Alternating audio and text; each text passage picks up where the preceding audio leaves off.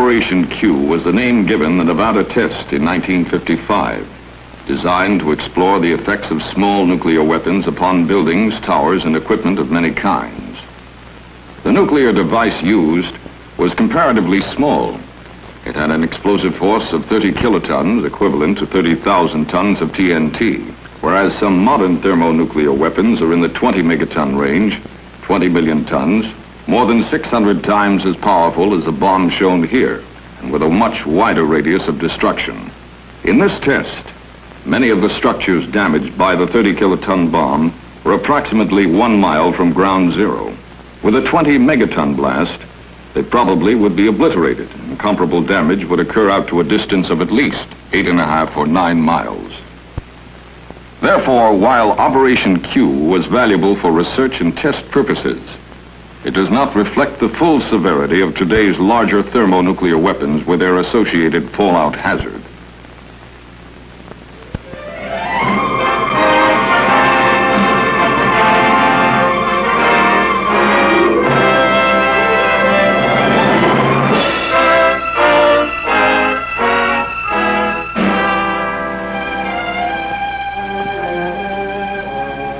Here at the Atomic Energy Commission's Nevada test site, I covered the story of Operation Q, a program to test the effects of an atomic blast upon the things we use in our everyday lives.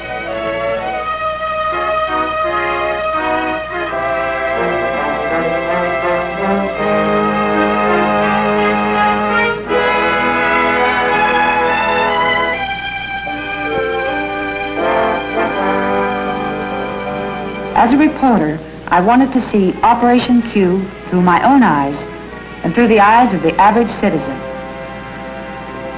I arrived at Civil Defense Headquarters the day before the explosion was scheduled to take place and checked in at once with an official for a briefing on the test. To give me a perspective of the entire test layout, a member of the Civil Defense staff showed me a carefully prepared model of the site. He explained the scope of the test and the detailed care with which it had been planned. We begin with the question of shelter, for shelter might save the lives of those far enough from ground zero. But what kinds of shelter are effective? Several types are to be tested, from elaborate industrial shelters to a box-like family shelter in the corner room of a basement.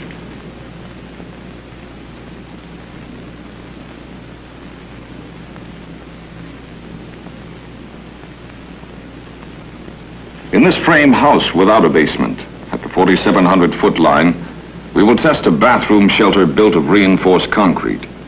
The entrance door and outside window covering are designed to resist blast.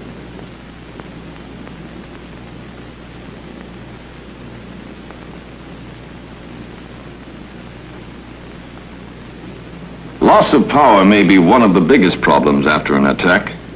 Power poles, power lines, pole transformers, and complete substations are to be tested by the Edison Institute. We hope to learn the answers to these questions. How will they withstand this blast? How long will it take to make repairs? How soon can service be reestablished? One complete transformer substation has been erected relatively close to the shot tower. A second substation and power lines have been placed at a much greater distance from the tower.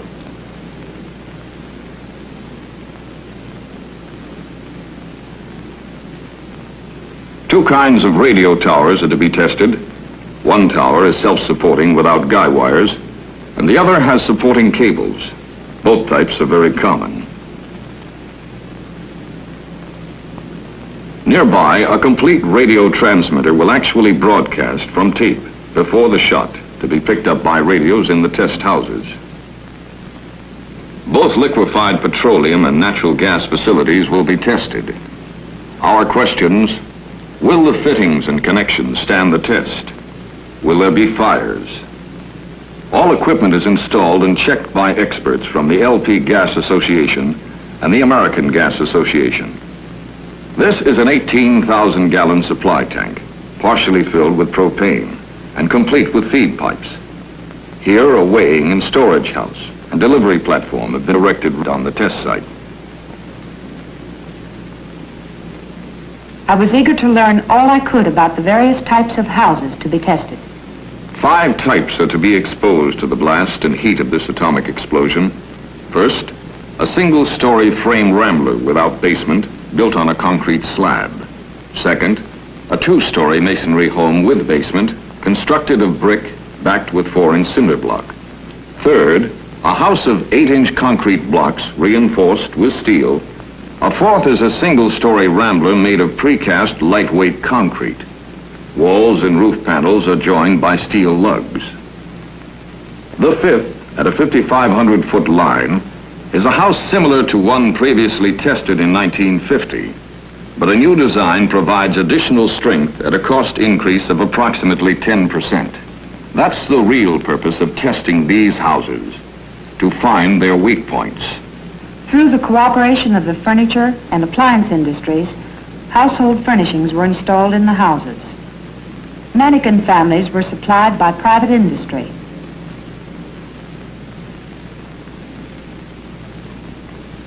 Interior home furnishings, also donated by industry, were complete in every detail.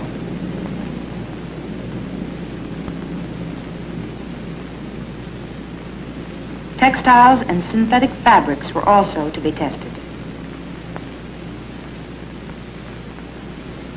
Rows of mannequins are set up in the open facing the blast. Each item of clothing and each color has been carefully selected. As a mother and housewife, I was particularly interested in the food test program, a test that included canned and packaged foods.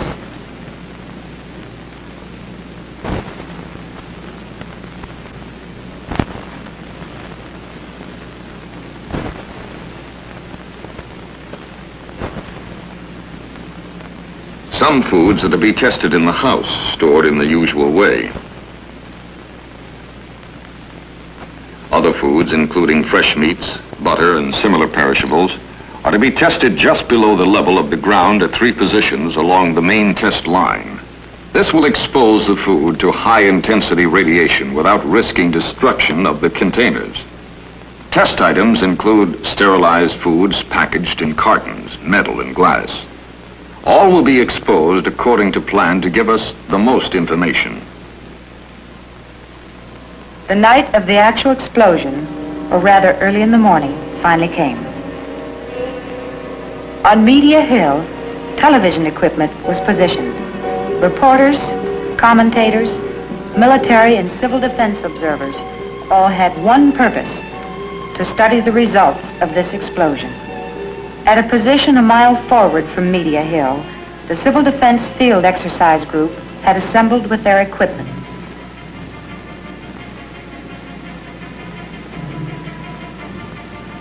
A small group of civil defense volunteers were to occupy a trench relatively close to ground zero. On Media Hill, where I remained, there was hot coffee, last-minute briefings, and more waiting.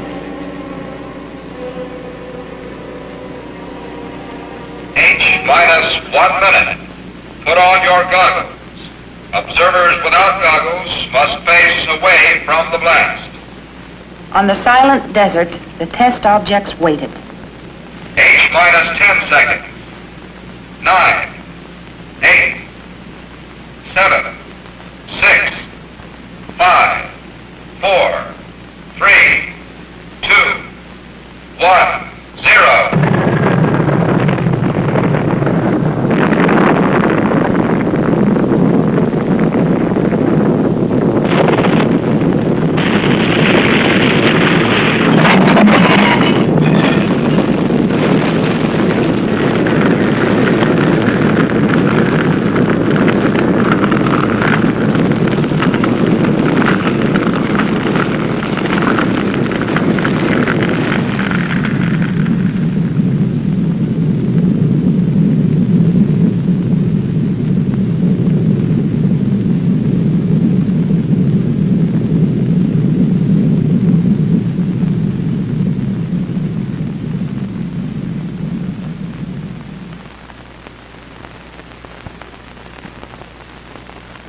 "24 hours elapsed before we were permitted to view at first hand the results of the explosion.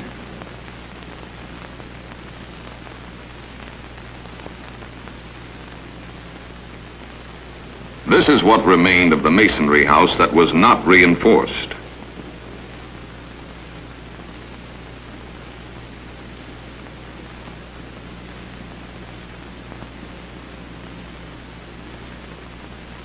This is the house constructed of reinforced concrete blocks after the explosion. Although the redesigned two-story frame house was severely damaged, the structural improvements had strengthened its resistance considerably.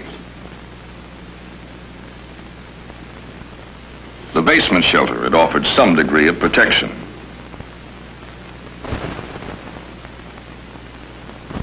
The reinforced bathroom shelter was standing intact beneath the ruins of the house, so this type also offered some degree of protection.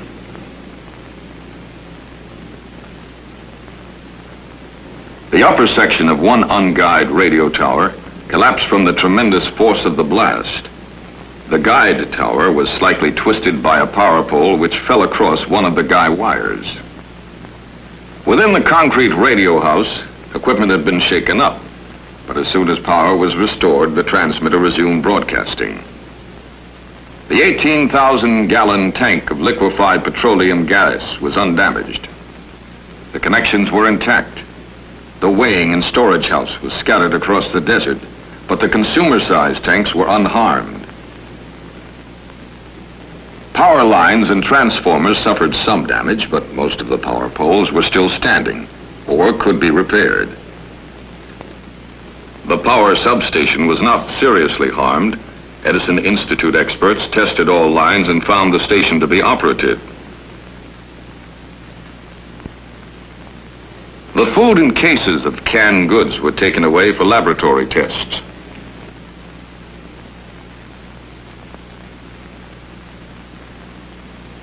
A tattoo mark was left beneath the dark pattern of this dress. The blast charred and faded the outer layer of this dark suit. During all this activity, the mass feeding group had been improvising to feed the test observers. These cans could have been salvaged from demolished buildings and used for preparing meat.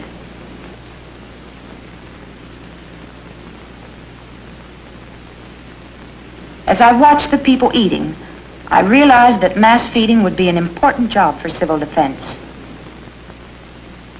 I took a last look at the debris and devastation. This time, it was only a test, a well-planned test, not a real attack. It was a test of the things we use in everyday life.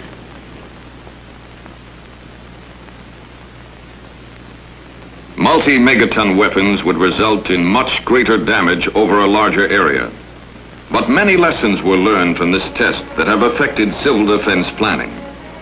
All these factors must be considered as we plan for the survival of our homes, our families, and our nation in the nuclear age.